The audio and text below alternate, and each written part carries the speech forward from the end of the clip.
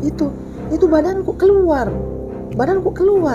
ambil cermin. Oh iya. Sementara dia nggak sadar ini, dia ambil cermin, baru dia lihat dirinya, dia cermin sambil begini. Oh iya, oh nanti saya akan mengalami begini, gitu. Dilihat begitu di dalam cermin. Oh saya akan mengalami begini. Oh itu Korin. Oh dia jalan-jalan ke sana. Oh saya akan ke sini. Begitu. Jadi kalau dia kemasukan begitu, dia biasa lihat dirinya. Oh iya. Dirinya yang keluar dari tubuhnya itu, keluar dirinya dia lihat. Kadang itu kalau dia lagi kemasukan begitu, dia lihat dirinya bilang, oh di saya lagi ini. Korin kok lagi keluar jalan-jalan begitu.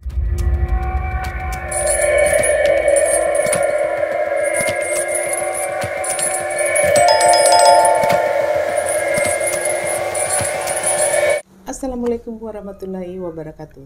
Teman-teman, hari ini kembali mengundang narasumber yang tidak asing lagi, yaitu Mbak Hilda. Beliau mempunyai banyak cerita mistis, salah satunya tentang jin Korin dan Jin penggali Korin. kubur.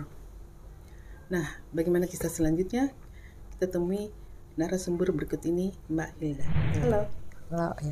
Ya, saya akan bercerita lagi, dan sering-sering saya cerita mistis karena pengalaman teman-teman, kerabat, sama keluarga. Dan waktu itu saya kan berteman kerja dengan ini, tapi bapaknya itu dia penjaga kubur. Oh iya. Nah, bapaknya itu kan penjaga kubur. Jadi kita biasa ke rumahnya itu bikin acara.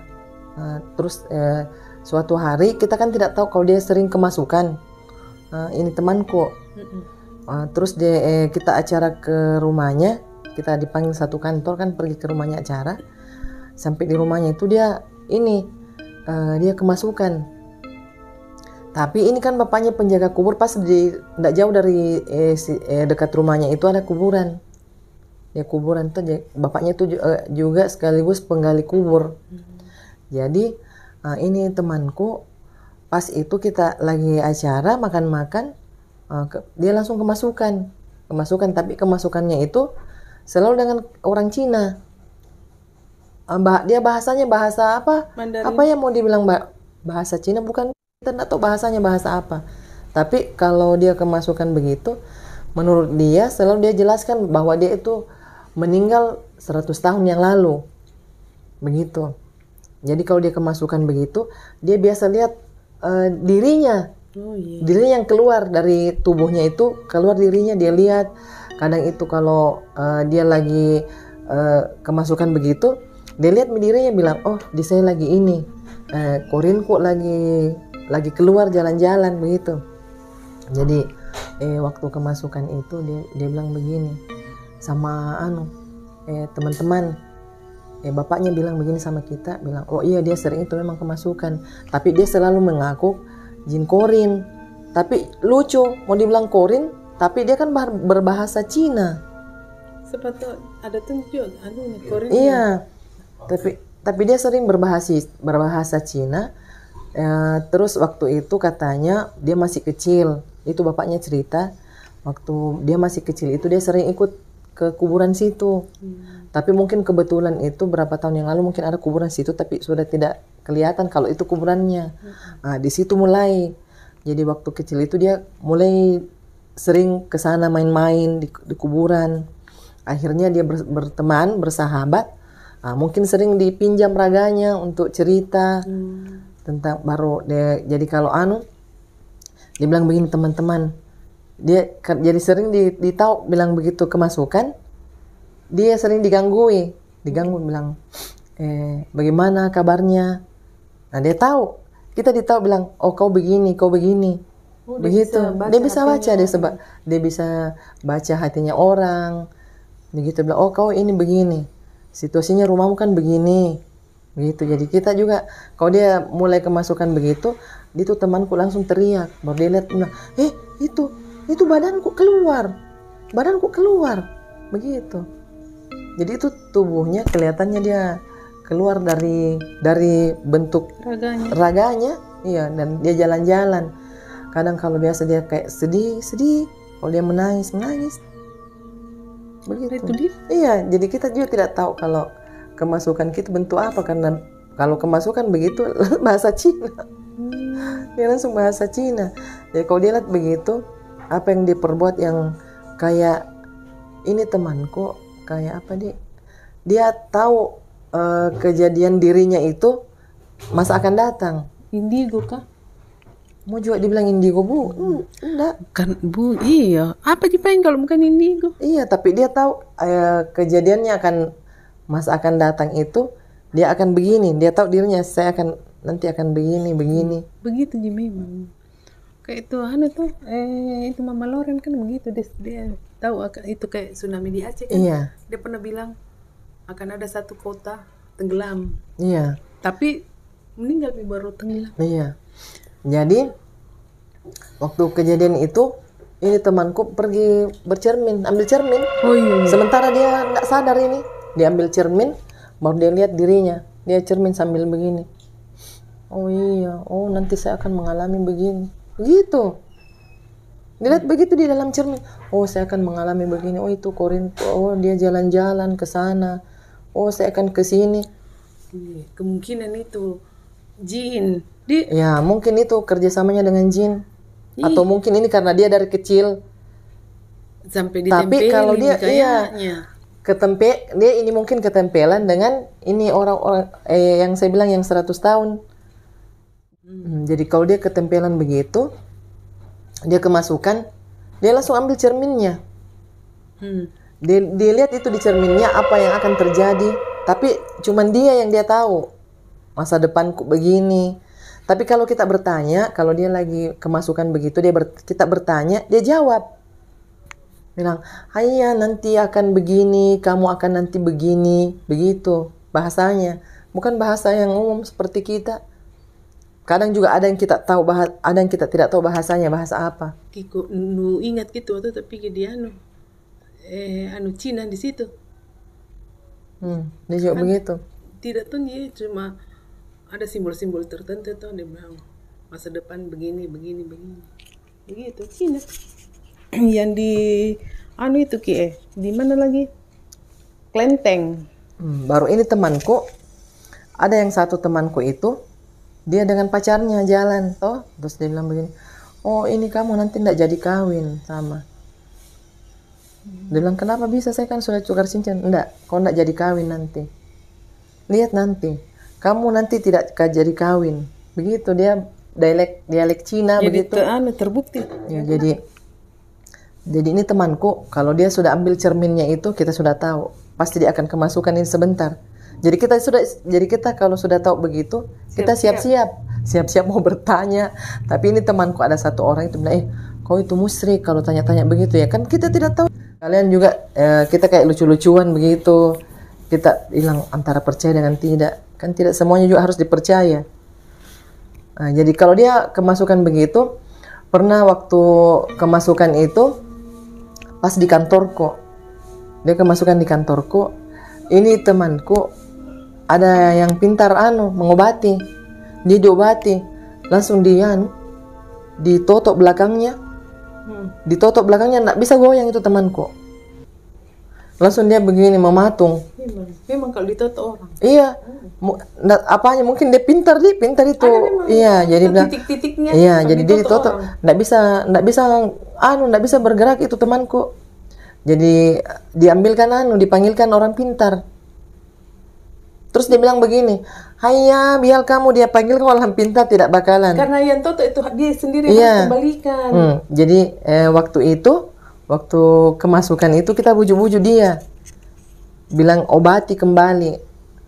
Ini kasihan temanku juga, ini orangnya orang baik begitu. Dia bilang, iya dia orang baik tapi dia suka ikut campur urusan saya.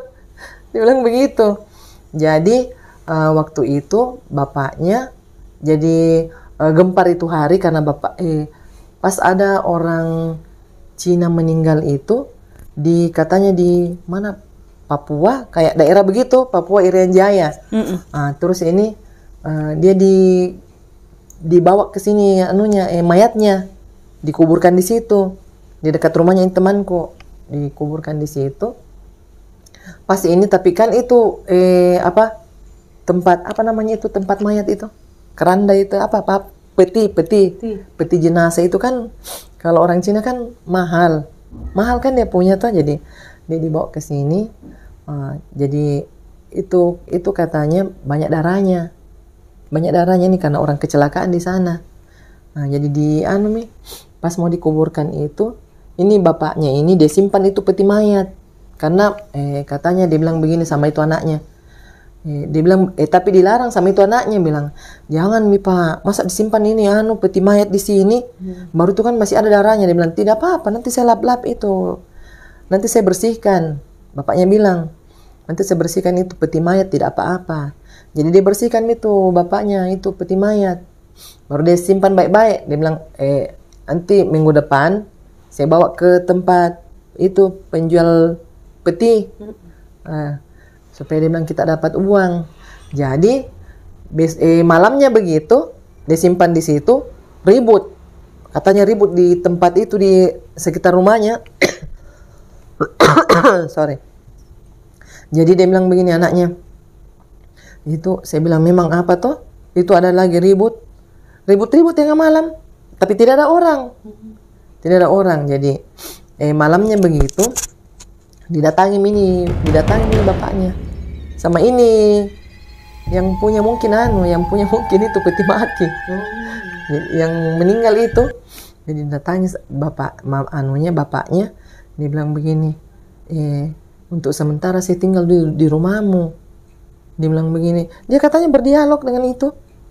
Dia bilang begini, jangan, kau kan lain alamnya kamu dengan saya sudah lain. Dia bilang tidak, untuk sementara saya di sini. Jadi dilihat itu, dia dengar itu orang cerita, orang batuk. Ini yang penggali kubur ini. Jadi dia bilang begini, jadi bangun Ki. Masuk ini cucunya, dia bilang, Pak, itu mau gendong. Begitu mungkin dikasih begini tuh, bilang mau dipanggil, mau digendong-gendong sama ini. Dia lihat kan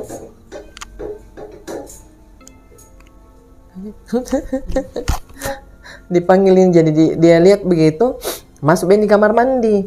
Dia mau masuk di kamar mandi, ada orang panggil namanya. Ini yang penggali kubur ini, dipanggil namanya. Dia bilang begini, ini bapaknya. Langsung dia bilang begini, dia bilang bapaknya tuh, ke situ kok, kasih pindah, gitu mamanya bilang kasih pindah. Memang ini tidak mau ada ini peti mayat tuh. Dia bilang begini, tidak apa-apa ji, kan biasa ji. Baru kan di depan rumahnya tuh kan sumur besar baru dibawa pohon beringin. Itu sumur besar di situ. Jadi dia bilang begini, itu bapaknya malamnya begitu, dia belum bawa ini kan sudah janjian sama ini penjual peti mati. Dia janjian dia mau bawa untuk ke sana. Dia bilang enggak bisa karena saya sudah janjian minggu depan baru saya bawa. Jadi terpaksa masih dia simpan ini. Peti mati. Nah, di sini sumbernya. Jadi masuk itu, kenapa ini cucunya dia keluar itu, dia bawa dia bawa keranjang itu. Keranjang bunga. Keranjang bunga dia enggak lihat, dia bawa masuk di dalam rumahnya. Dia bilang begini, itu kakak datang tuh duduk. Dia bilang begitu, ada duduk. Jadi itu penglihatannya tuh anak ada orang duduk di situ. Ternyata dilihat begini, ini anak enggak bisa tidur satu malam. Dia main-main sama ini makhluk tak kasat mata. Jadi besoknya begitu, temanku kemasukan. Dia cerita tentang ini. Akhirnya ketahuan itu siapa yang tabrak. Pada ujung-ujungnya begitu. Jadi kemasukan kini, karena ini kan tidak ditahu ini. Orang kerja kan di sana, tapi tidak ditahu bilang ini siapa yang tabrak sampai dia meninggal. Nah, akhirnya ini temanku kemasukan, masuk mungkin ini yang baru-baru meninggal tuh. Jadi dia kemasukan itu, dia cerita kronologisnya. Saya mau pergi kerja, terus saya ditabrak di jalan. Akhirnya ditahu siapa yang tabrak dia. sama itu anunya. Jadi besoknya begitu.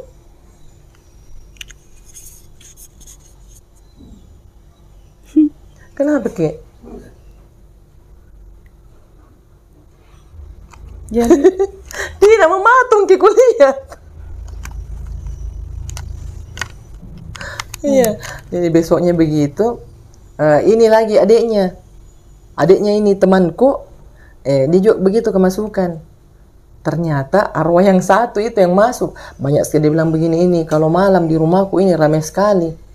Jadi ini bedeng pendengarannya itu ada orang bertengkar. Jadi dia sangka ini kan rumahnya itu menantunya tidak jauh juga dari situ. Jadi dia bilang begini, saya mau pergi ini di sini. Jadi dia bawa dia bawa cangkulnya itu suaminya dia bawa. Dia bilang saya mau pergi gini, kalau dia memang dipukul ini sama suaminya, saya mau cangkul gitu suaminya. Dia bilang begitu. Pendengarannya ini anaknya bertengkar, anaknya kan perempuan, menantunya itu laki-laki. Jadi dia bilang, oh barangkali ini orang bertengkar ini dibawa. Tuh pendengarannya ada orang bertengkar. Jadi dia pergi ke rumahnya dia bawa itu cangkulnya suaminya. Dia bilang kalau dia bertengkar ini, saya pukul kini menantuku. Kalau dia lagi nih istrinya pasti.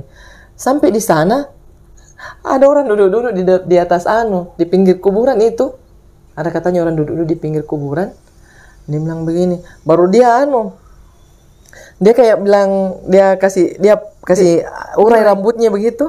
Dia urai rambutnya pakai baju putih. Dia bilang begini, terpaksa itu dia bilang cangkul, ku simpan baik-baik. baru lari. Saya simpan baik-baik itu, baru saya lari bilang begini. Baru Ben dia teriak bilang, kenapa kok lagi itu bertengkar? Baru Ben dia bilang begitu. Ternyata itu di pinggir kuburan itu sudah ada orang duduk-duduk di pinggir kuburan. Kan dia bilang, ternyata saya ingat itu, ternyata malam Jumat. Nah, dia tidak jadi pergi di rumahnya, dia pulang. Ternyata ini diikuti sama ini yang duduk-duduk tadi di pinggir kuburan itu. Makhluk itu. Iya, diikuti sampai ke rumahnya. Sampai di depan rumah ini cucunya bangun Ki. Dia teriak, dia langsung dia bilang begini. Mak itu Mak. Dia bilang begini, apa? Dia bilang, itu panjang rambutnya. Dia bilang begitu. Langsung dia bilang begini, itu dia bilang, kepala kayak besar semua merinding karena saya ketemu tadi di pinggir situ di kuburan. Langsung dia bilang begini,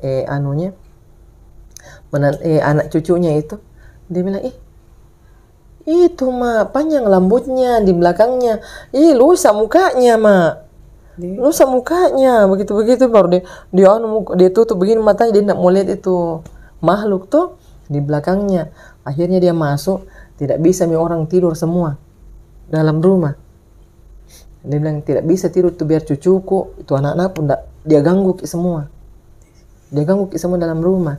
Jadi ini ada juga dia bilang saya tahu itu, saya ambil mie garam baru saya percik itu depan rumahku tuh. Dia bilang begini, kakau juga itu anaknya pergi semua di kamarnya. Dia bilang katanya pergi semua itu di kamarku itu anakku dengan cucuku. Dia bilang begini, Mak, ada itu masih ada duduk itu di ruang tamu itu yang panjang rambutnya tadi masih ada duduk.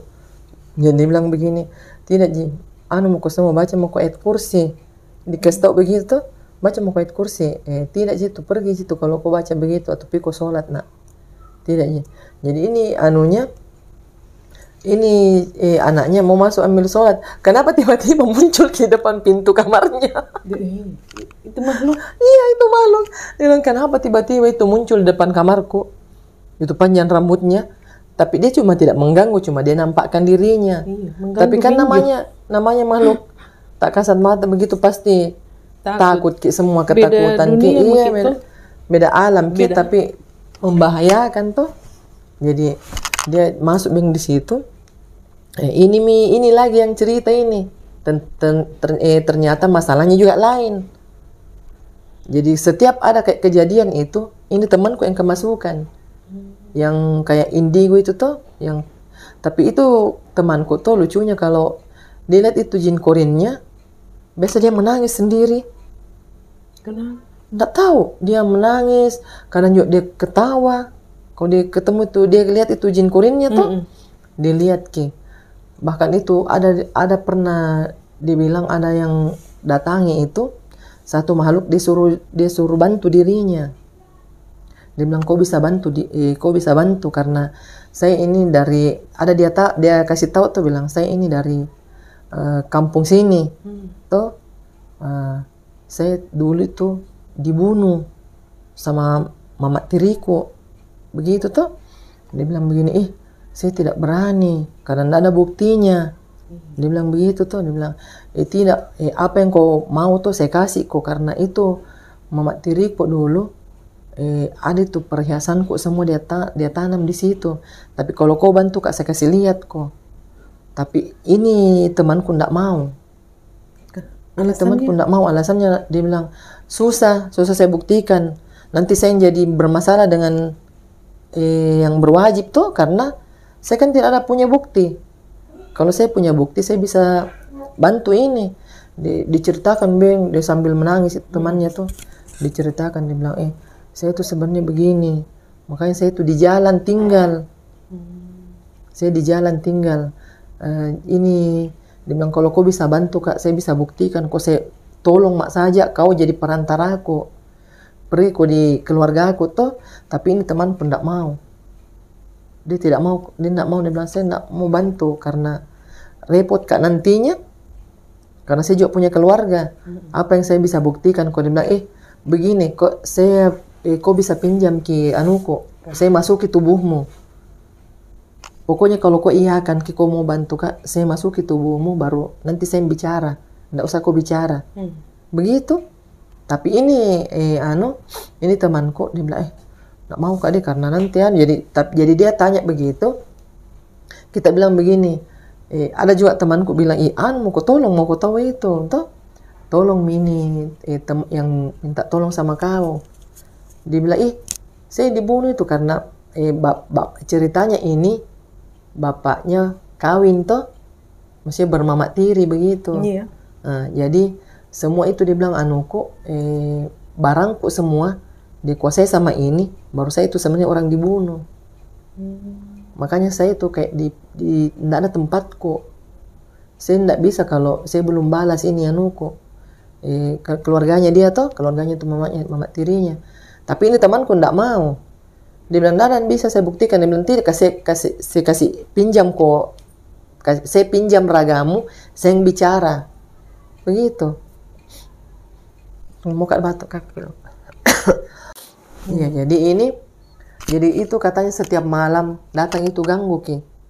Dia bilang minta tolong kak. Kalau kau mau. Jadi setiap malam itu.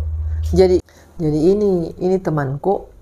Akhirnya itu kita gelari dia dukun. Iya, karena semua setelah berteman dengan ini, tapi dia tidak mau iyakan, bilang saya bantu, tapi dia berteman. Tapi ini temanku tidak mau kalau itu tuh diungkap gitu tentang pembunuhannya. Dia bilang bahaya kalau saya bantu dia, berarti saya bisa berteman sama kamu, tapi saya tidak bisa bantu kok dengan hal itu. Jadi dia bilang jadi ini temanku akhirnya dia kayak pintar mengobati. Dengan bantuan ini yang biasa yang bisiki bilang ini begini. Begitu dia tahu. Jadi dulu itu ini temanku sempat dia mengobati. Kalau dia dia bisa tebak kayak bilang bisa dipercaya. Ini temanku kalau dia mengobati. Benar. Iya, benar iya apa yang ditanya sama ini dijawab ki. Tapi bukan dia.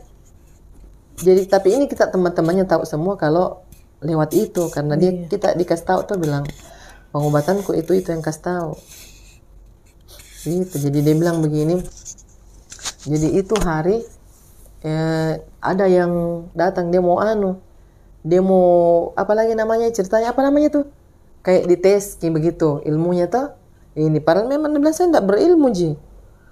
Tapi ini lawan kini yang itu yang sering sama dia berteman sama dia. Dia bilang begini. Jadi itu temanku nanti setelah kawin hilang itu temannya. Karena dia nggak bisa tuh kalau ada mungkin dia buang semuanya. Sama itu bilang itu tadi teman tuh yang cerita bilang itu kan bisa kalau ada perjanjian, kalau ada perjanjian itu nggak bisa, nggak bisa bisa berteman. Jadi tuh hari ada yang diobati itu dites ilmunya sama ini. Jadi dia bilang begini, ada orang datang itu dia bilang hilang ininya, hilang barangnya kayak bentuk perhiasan begitu tuh. Jadi dia tanya, dia bilang begini, ini perhiasanku begini tuh, ditanya begitu. Dijawab begitu. Akhirnya terbukti siapa yang ditahu bilang siapa yang ambil. Iya, dia tahu bilang siapa yang ambil. Jadi itu waktunya kejadiannya itu waktu temanku juga itu ada kehilangan di kantor, ada kehilangan kayak berapa itu uang. Ini juga kayak jin korinnya begitu. Iya, jin korinnya yang kasih tahu bilang begini. Karena dia sering juga dilihat itu pergi baru dia masih duduk tapi kelihatannya tuh jin korinnya masih jalan-jalan di luar. Batuk kaki. Sampai di mana tadi itu? Oh iya.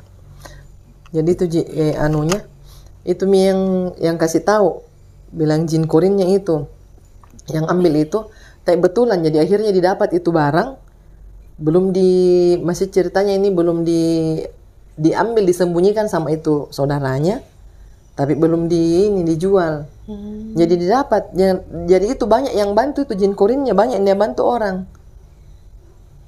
Jadi orang bilang, tapi orang juga bilang apa bukan jin, orang nggak percaya juga kalau kayak bilang jin korin. Kayak jin korin tidak bisa juga begitu, tidak bisa bilang juga keluar sembarang. Kan setiap orang punya itu tuh korin. Iya, jin korin memang, tapi jin kayak itu korin. Iya, jin apa? Dia itu lahir setelah kita lahir juga. Iya, korin tak tahu. Iya, korinnya makanya itu kok jin korin itu banyak orang tahu lewat begitu tuh. Bisikan-bisikan kayak jin begitu, kita tahu dengan jin korin. Jadi ini ada yang tantang ini temanku, maksudnya dia juga kayak menghampiri kayak ustaz begitu tuh. Dia bilang begini, tidak ada tuh jin korin yang keluar toh. Dia bilang tidak, tapi yang saya lihat itu diriku. Berarti jin dalam tubuhku itu yang baik itu jin korin. Jadi dia bilang begini, jin korin itu ini temanku jelaskan bahwa jin korin itu makhluk yang tak kasat mata, tapi kita bisa tahu lewat itu. Tapi ditantang sama ini ustaz ini, ada ustaz itu tantang teman. Tidak, jin korin itu ndak ada, maksudnya iya ada jin korin itu, tapi ndak bisa keluar dari tubuhnya kita. Dia bilang tapi buktinya, temanku juga tantang bilang tidak, buktinya saya selalu lihat. Saya dulu lihat halusnya diriku itu keluar. Saya bisa lihat dia jalan begini. Saya biasa lihat dia minum, dia makan. Tapi tetap saya di sini. Ada memang, ada di WA itu. Saya pernah dengar ceritanya itu ada indigo tapi dia tidak mau dibilang indigo toh. Iya, kayak begitu juga mungkin sama dia bisa keluar, dia bisa lihat itu anunya toh. Iya. Jasadnya cuma itu anak dia tidak mau pakai. Dia tidak mau pakai itu, padahal dia bisa. Iya. Tidak tahu alasannya dia tidak bisa masuk lagi. Iya. Tidak bisa lagi toh. Tapi baru Pak dengar itu kalau dibilang jin korin, iya. padahal itu korinnya kita. Korinnya kita, tapi orang biasa namakan itu jin korin.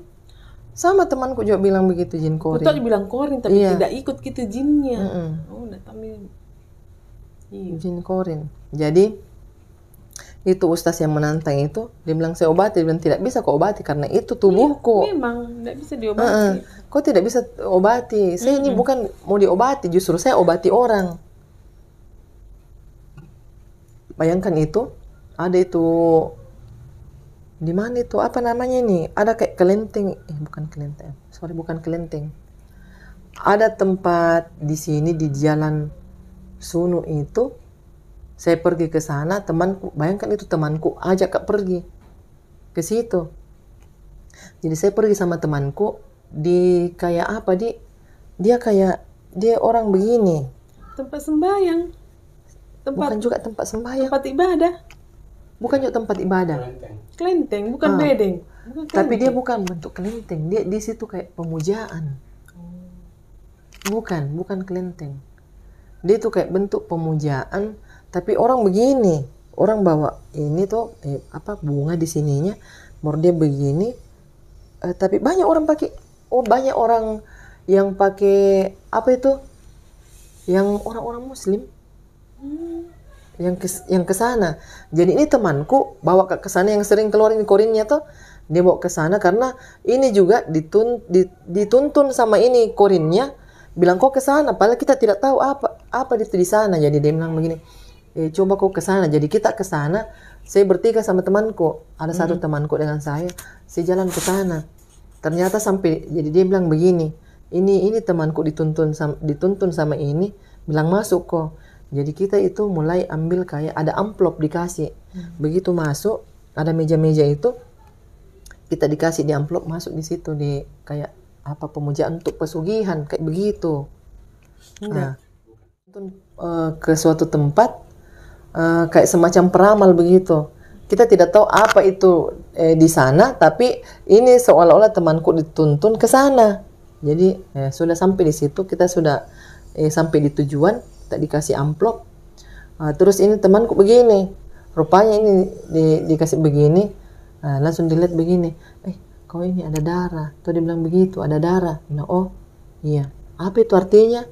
Dia bilang, nggak tahu juga apa ini artinya, tapi yang jelas saya lihat di sini ada darah. Toh, jadi disuruh masuk di sini. Jadi saya lihat, ternyata apa ini tempat kayak penglaris. Saya ingat penglaris begitu. Jadi kita disuruh masuk ke dalam. Jadi kita masuk ke dalam, saya bertiga dengan teman. Saya juga ikut-ikut ini, saya tidak tahu apa masalahnya ini. Saya tidak tahu masalah, saya juga ikut masuk sama teman karena saya disuruh teman itu. Sampai di dalam, banyak itu orang begini. Ternyata sampai di dalam itu, minta ini, penglaris. Nah, sampai di dalam itu, ada dikasih tuh air dengan, ada itu kayak kantong-kantong merah, yang biasa digantung-gantung di jualan-jualan katanya, toh. Ya, sudah, kita pulang. Persis itu 1 minggu kemudian, betul ini temanku, kakinya patah. Dia ditabrak sama orang. Betul itu mungkin kan dia lihat begini, simbol darah kan iya, itu malah iya. Kendaraan, masa orang tabrak. Jadi langsung saya ingat saya bilang begini, ya Allah, saya tidak percaya ini. Saya memang tidak percaya, toh saya tidak bisa percaya karena dia manusia. Tapi saya juga percaya dia karena dia bilang ada darah, terus temanku itu ini ditabrak kakinya, masuk rumah sakit. Jadi saya bilang begini sama temanku, betul juga itu peramal. Karena kau ini ditabrak, dibilang ada darah toh. Iya betul di situ. Ternyata itu banyak sekali tempat. Nah memang itu tempat pengambil itu. Daerah situ kan memang banyak pedagang-pedagang. Iya, mungkin di orang-orang ini, pedagang-pedagang yang ada di sini. Jadi temanku dia bilang begini, betul itu kalau kita berteman dengan orang yang yang mendekati kayak musyrik begitu toh, pasti juga kita larinya ke situ. Pasti berpengaruh dengan itu karena tadinya saya tidak tahu tempat-tempat itu, masalah ini ke tempat ini, saya diperlihatkan dengan itu, dengan jin ini. Jadi itu kita bisa percaya dan tidak percaya bahwa jin korin itu memang ada. Nah teman-teman, setelah tadi cerita dari narasumber Mbak Hilda, semoga kita dapat mengambil hikmah dari cerita narasumber ini. Oke, sampai jumpa di konten berikutnya. Jangan lupa di subscribe, like, komen, dan share. Assalamualaikum Warahmatullahi wabarakatuh.